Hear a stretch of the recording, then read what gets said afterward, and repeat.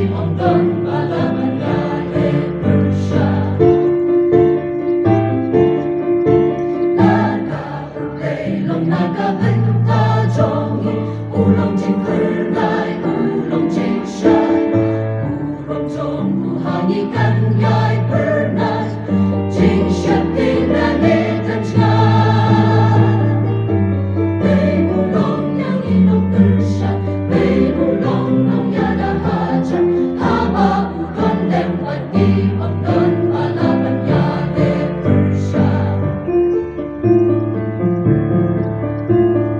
Mai ta Jing Im Chong Idon Rekan Man Kasmi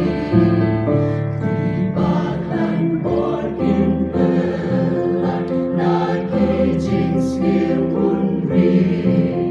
Onggon Kabor Bakam Krab Deka Kajong Uhi Onggon Balamanyale Yaki Kukulehe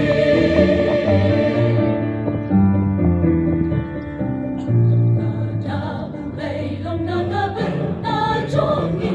Ako Jon Mo Ubanyale Persya Ubanyale Persya Ubanyale Persya